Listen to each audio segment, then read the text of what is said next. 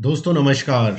Market में कोराम there is a blood bath on Indian capital markets और purely आप लोगों को पता है वो किस वजह से हुआ है। एसटीटी जो हाइक हुए हैं, पूरा डिटेल में थोड़ा समझेंगे। Price action Nifty bank Nifty में क्या रहा और आगे की हमारी स्ट्रेटेजी क्या होनी चाहिए, नए लेवल्स क्या खुल के आ रहे हैं और कल हम ट्रेड क्या करेंगे।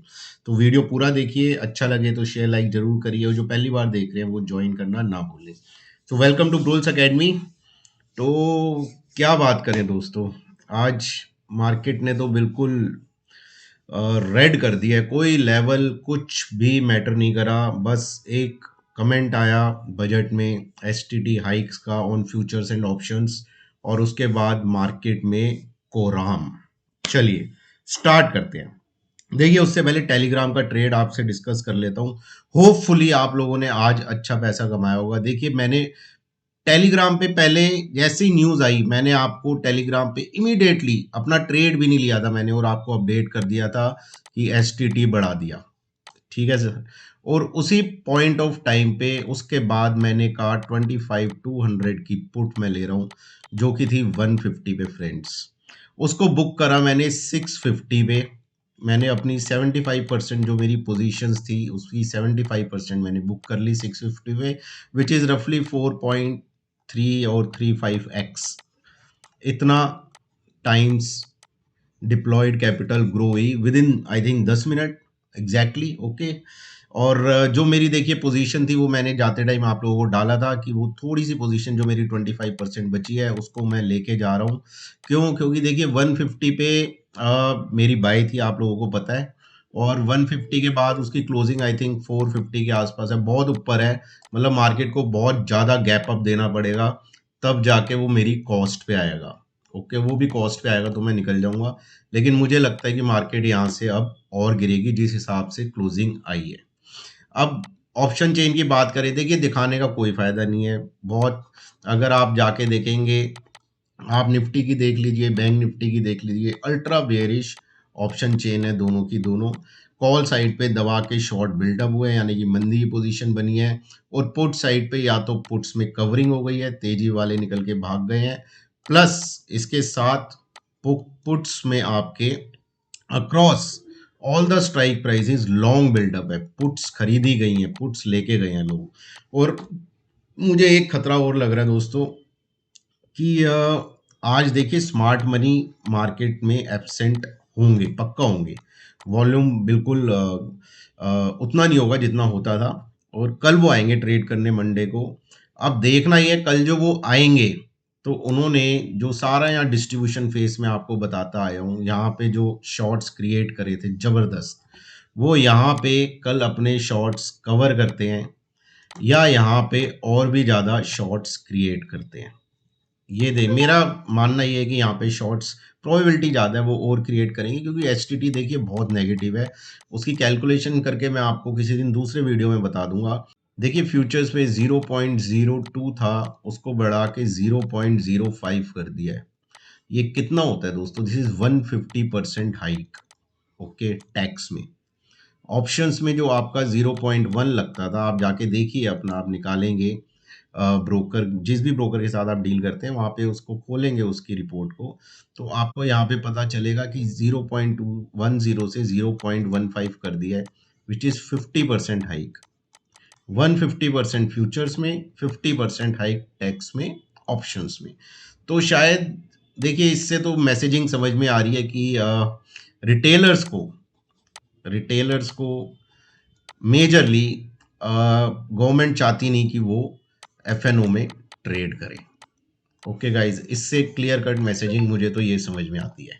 चलिए ये हो गई बात एसटीटी की। अच्छा दिन नहीं था, एसटीटी नहीं बढ़ना चाहिए था। देखिए चाहे हमने प्रॉफिट कमाया लेकिन एसटीटी इतना नहीं बढ़ाना चाहिए था। और प्राइस एक्शन आपके सामने है, ये आज की कैंडल है, जबरदस्त कैंडल है। कब ये? मेरे ख्याल से 1 अक्टूबर या 30 सितंबर को इसके नीचे की यहाँ क्लोजिंग थी। उसके बाद आज 4 महीने बाद 4 मंथ्स हो गए हैं दोस्तों, उसके बाद जाके ये इतनी नीचे की क्लोजिंग मिली है। और ये वाइट लाइन आपकी 200 डे एक्सपोनेंशियल मूविंग एवरेज है, इसके नीचे आपकी डिसाइसिव क्लोजिंग मिली है। आपका 24,900 जो बहुत इंपॉर्टेंट सपोर्ट था, यहाँ देखिए डबल बॉटम बनाया था, इसके नीचे जाके आपकी डिसाइसिवली क्लोजिंग मिली है। तो ओवरऑल देखिए स्ट्रक्चर बहुत खराब है, बहुत खराब है। आप मेरे से पूछेंगे तो अब करना क्या है, देखिए लॉन्ग्स बोलने में भी डर लग रहा है। फिलहाल मेरा तो कोई मन नहीं है लॉन्ग्स जाने का। ओके गाइस, शॉर्ट्स कहाँ पे करने हैं? देखिए निफ्टी अब जहाँ पे आया है, आज भी जो उसका लो है, यहाँ का लो देखेंगे आप अक्टूबर स्टार्टिंग का, यहाँ सितंबर स्टार्टिंग का, या मिड अगस्त का। अगर इन तीन लोज को हम पकड़ें तो निफ्टी की रेंज रफली निकल के आपकी आती है अप्रोक्सीमेटली 24,350 टू 450। ये आप ध्यान रखिए। ओके गाइस, ये 200 पॉइंट्स, ये 200 पॉइंट्स टूटेंगे तभी फ्रेश वीकनेस आएगी। ये आप ध्यान रखना। वीकनेस तो बहुत देख ली हमने, यहाँ से यहाँ तक की वीकनेस देख ली। ओके गाइस, बिल्कुल वाटरफॉल की तरह मार्केट गिरी है। अब बीच में थोड़ा सा ऊपर गई थी, देन अगेन बजट की वजह से आज और गिरी। फ्रेश वीकनेस, लेकिन एक चीज आप बिल्कुल ध्यान रखना, 24,350 टू 450 के बीच में, 550 ले लीजिए इसे, 450 भी नहीं, 550। ये लो, ये लो, ये लो, इन तीन को कंबाइन कर देंगे तो ये जोन निकल के आता है आपका, जहां हर बार देखिए यहाँ डिमांड आई, बाय आए, मार्केट ऊपर गई, फिर डिमांड आई, बाय आया, मार्केट ऊपर गई, फिर डिमांड, बाय, मार्केट ऊपर। ओके गाइस, हर स्विंग पिछले वाले से हाई था, ये आप ध्यान रखिए। मार्केट को पिछला स्विंग तोड़ने नहीं दिया बायर्स ने, जो बुल्स थे उन्होंने। ओके, तो this zone 24,350 to 550 is very important, ये आप ध्यान रखिए। डायरेक्शनल लॉन्ग देखिए, क्लोजिंग तो अभी बहुत ऊपर हुई है 24,825 की। अगर ये जोन टूटा 24,350 550, हो सकता है टूट जाए, कल ही टूट जाए, इसमें भी कोई बड़ी बात नहीं है। तो यहाँ पे एग्रेसिव शॉट्स मैं बनाऊंगा और मेरा टारगेट होगा 23,850 950। ओके गाइस, ये आप ध्यान रखिएगा, बहुत इंपॉर्टेंट है। ये हो गई आपकी डायरेक्शनल शॉट। कॉन्ट्रा शॉट्स कहाँ बनाएंगे? देखिए कॉन्ट्रा शॉट्स के लिए अगर मार्केट ऊपर आएगी, ऊपर कहाँ तक, 24,900 टू 25,150, ये 150 पॉइंट्स, सॉरी 250 पॉइंट्स बहुत बड़ा रेजिस्टेंस है मार्केट के लिए। यहाँ पे मार्केट आके अगर उसका प्राइस एक्शन फेल हुआ और मार्केट ने वीकनेस दिखाई तो यहाँ पे अगेन कॉन्ट्रा शॉर्ट्स बनाएंगे दोस्तों, बहुत सिंपल है।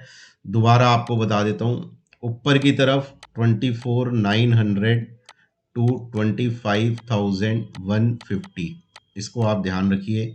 नीचे की तरफ 24,350 टू 550, ये जोन है। अब इस जोन को हमने ट्रेड करना है।